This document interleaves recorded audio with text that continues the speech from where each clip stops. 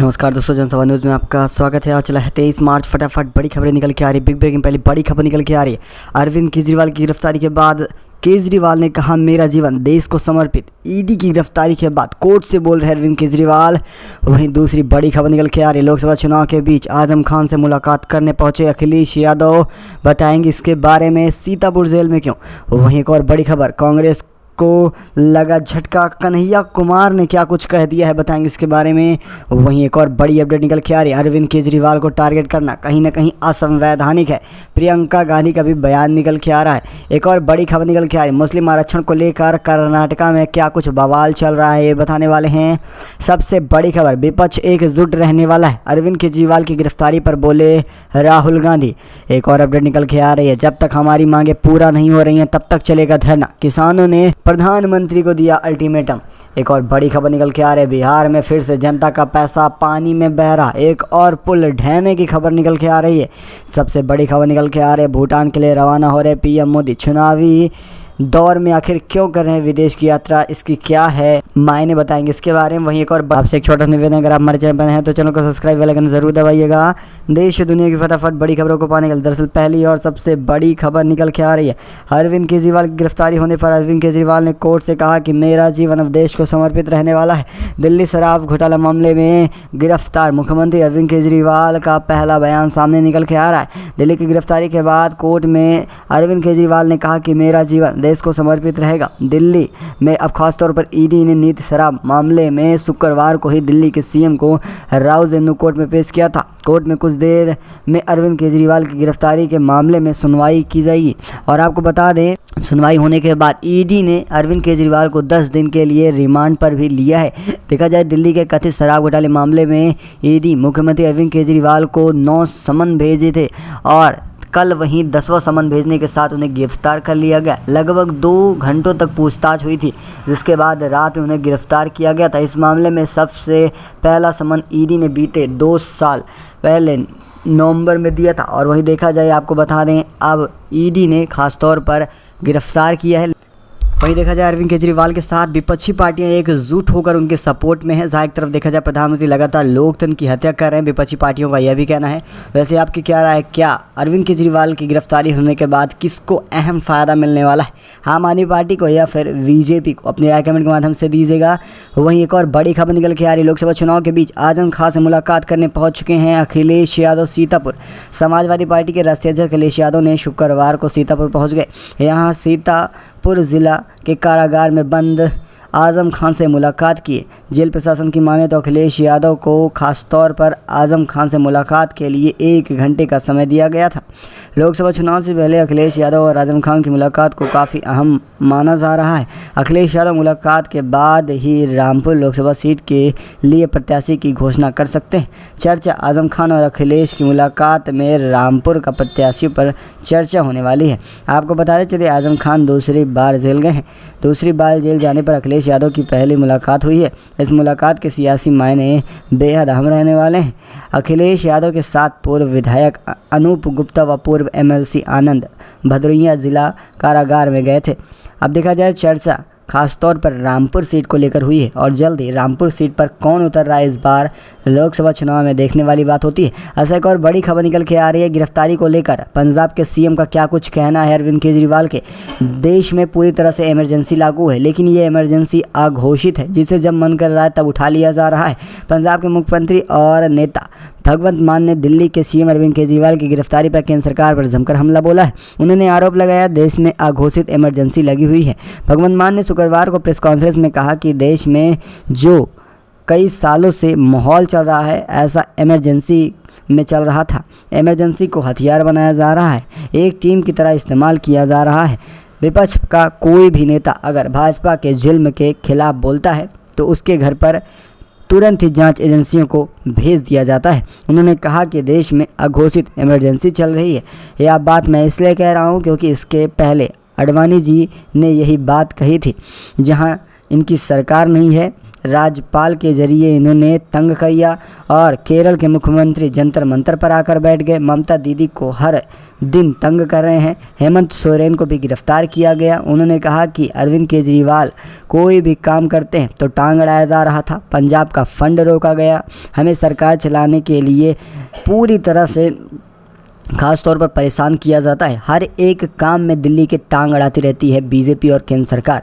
उन्होंने यह भी कहा राज्यपाल के जरिए अन्य लोगों को भी परेशान किया जा रहा है जहां पर बीजेपी की सरकार नहीं है उन भी राज्यों में। वैसे आप सबकी क्या राय इसको लेकर? क्या सचमुच देश में अघोषित इमरजेंसी चल रही है जिस तरह से बीजेपी के रवैये हैं? अपनी भी राय दीजिएगा। अच्छा, एक और बड़ी खबर, कांग्रेस ने कन्हैया कुमार को दिया है झटका। आखिर क्यों, ज़रा समझिए। आपको बता दें, बिहार में महागठबंधन के 5 घटक दलों में सीट बंटवारे की औपचारिकता और ऐलान के बिना ही कैंडिडेट को सिंबल देना और नाम घोषित करना शुरू कर दिया गया है। भारतीय कम्युनिस्ट पार्टी के जेएनयू छात्र के संघ के पूर्व अध्यक्ष कन्हैया कुमार के लिए बेगूसराय लोकसभा सीट मांगी जा रही थी कांग्रेस के जरिए, लेकिन अब एक कड़ा झटका लगा है। बेगूसराय में खास तौर पर नहीं मिल रही है सीट इस बार भी कन्हैया कुमार को। वैसे आप सबकी क्या राय है? आपको बताया चले यहाँ पर अवधेश राय को टिकट दिया जा रहा है। अपनी राय ज़रूर दीजिएगा इसको लेकर। क्या कुछ चाल हो सकती है या फिर कहीं और से कन्हैया कुमार को उतारा जाएगा? एक और बड़ी खबर, ओबीसी का पूरी तरह से आरक्षण और मुस्लिमों के आरक्षण को लेकर क्या कुछ कह रहा है कर्नाटका। कांग्रेस शासित कर्नाटका में मुस्लिमों को ओबीसी कोटे के तहत आरक्षण अब दिया जाएगा। अब केंद्रीय पिछड़ा वर्ग आयोग ने इसे लेकर सवाल उठा दिया है। आयोग का कहना है कि आखिर पिछड़ी जातियों को मिलने वाला आरक्षण मजहब के नाम पर कैसे दिया जा रहा है। आयोग ने जुलाई 2030 में ही फील्ड विजिट किया था और कर्नाटक की आरक्षण नीति के डिटेल में जानकारी ली थी। इसके बाद उसने यह आपत्ति जताई कर्नाटक की आरक्षण नीति के तहत बैकवर्ड क्लास को 5 श्रेणियों में विभाजित किया गया है और उन्होंने कुल 32% कोटा दिया जा रहा है। अब ये कहा जा रहा है कि मजहब के नाम पर राजनीति की जा रही है, यानी आरक्षण देकर राजनीति की जा रही है। इस नीति के तहत पूरे मुस्लिम समुदाय को सामाजिक और शैक्षिक तौर पर पिछड़ा वर्ग माना गया है और उन्हें आईआईबी कैटेगरी में रखा गया है। इस नीति के तहत मुस्लिमों की 17 विकर्दियों को आरक्षण दिया जा रहा है। इन लोगों को सामाजिक और शैक्षिक तौर पर पिछड़ा माना जा रहा है। मिल रहे मुस्लिम आरक्षण को लेकर आपकी क्या राय है? वैसे देखा जाए 4% मुस्लिम आरक्षण कर्नाटक में पहले से ही बहाल है। चलेंगे अगली एक और अपडेट निकल के आ रही बड़ी खबर है। हमारी मांगे अगर पूरा नहीं हो रही है तो हम करेंगे जमकर विरोध। किसान नेताओं का आंदोलन रहेगा जारी लोकसभा चुनाव तक। किसान नेता सरवन सिंह ने कहा कि पंजाब और हरियाणा के बॉर्डर पर किसान डेरा डाले हुए हैं और ये किसान तब तक अपनी आंदोलन जारी रखेंगे जब तक इनकी मांगों को पूरा नहीं किया जा रहा है। संयुक्त किसान मोर्चा और किसान मुक्ति मोर्चा न्यूनतम समर्थक मूल्य की गारंटी सहित अन्य मांगों को लेकर आंदोलन कर रहे हैं। पंजाब के प्रदर्शनकारी किसान 13 फरवरी से शंभू और खनौरी बॉर्डर पर डेरा डाले हुए हैं क्योंकि दिल्ली कूच के दौरान उन्हें सुरक्षा बलों ने यहीं पर रोक लिया है। अब देखा जाए यहाँ पर सरवन सिंह का कहना है कि हमारा विरोध तब तक शांतिपूर्ण तरीके से जारी रहेगा जब तक हमारी मांगे पूरा नहीं की जा रही। उन्होंने कहा कि विरोध आदर्श आचार संहिता से कोई लेना देना नहीं है, यानी आचार संहिता से कोई भी लेना देना नहीं है। विरोध जारी रहेगा और किसान अपनी मांगों को पूरा कर कर ही जाएंगे और सरकार का विरोध इस बार किसानों के जरिए भी तय माना जा रहा है। वैसे किसानों की मांग को लेकर आप किस तरह से देख रहे हैं? एक और बड़ी अपडेट निकल के आ रही, भूटान के लिए प्रधानमंत्री रवाना हो रहे हैं चुनावी फेज़ में। प्रधानमंत्री मोदी अपने भूटान के दौरे के लिए रवाना हो गए हैं। इससे पहले पीएम मोदी की भूटान की प्रस्तावित राजकीय यात्रा खराब मौसम के कारण स्थगित कर दी गई थी। इसके बाद दोनों पक्षों की तरफ से नई तारीखों को तय करने के बाद पीएम मोदी भूटान के लिए रवाना हुए हैं। अब इस पीएम मोदी की तस्वीर सामने निकल के आ रही है। भारत सरकार की पड़ोसी प्रथम नीति है। इसके तहत मोदी 21-22 मार्च को भूटान जाने वाले थे लेकिन ख़राब मौसम के कारण नहीं जा पाए थे। लेकिन अब 22 और 23 मार्च के बीच भूटान रहने वाले हैं प्रधानमंत्री मोदी। आखिर ये कौन सी नीति है? वैसे आप किस तरह से देख रहे हैं अपनी राय दीजिएगा। एक और बड़ी अपडेट निकल के आ रही है। लोकसभा चुनाव से पहले बीजेपी की चौथी लिस्ट हुई तैयार। आगामी लोकसभा चुनाव के मद्देनजर भाजपा ने अपनी उम्मीदवारों की चौथी लिस्ट जारी कर दी है। शुक्रवार को जारी लिस्ट में तमिलनाडु के 14 और पुडुचेरी के 1 उम्मीदवारों के नाम की घोषणा कर दी गई। इसके मुताबिक चेन्नई उत्तर के आरपीएल कनराज और तिरुवनंतपुरम के पॉनवी बालागणपति को टिकट दिया गया। ये सब बीजेपी के कैंडिडेट रहने वाले हैं। वैसे देखा जाए इसमें किसी भी नए प्रत्याशी को इस बार शामिल नहीं किया गया। ये सारे पुराने नेता रह चुके हैं बीजेपी के। वहीं एक और बड़ी अपडेट निकल के आ रही है। जनता का पैसा पानी में बह रहा है बिहार में। बिहार की बड़ी खबर निकल के आ रही है। बिहार में एक और पुल ढहने की खबर।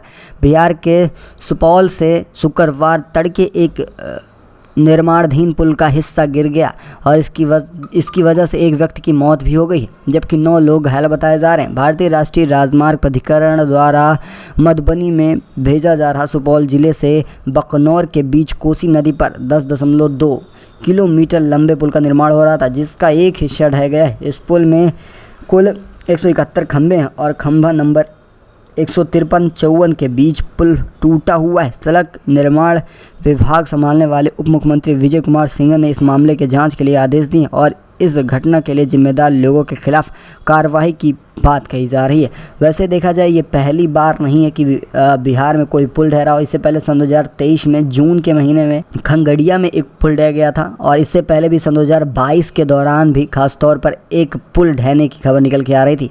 आप इसे किस तरह से देख रहे हो, इसमें किसकी गलती है, ज़रूर बताइएगा। मिलेंगे आपको अगली बड़ी अपडेट के साथ, तब तक के लिए धन्यवाद। जय हिंद जय भारत।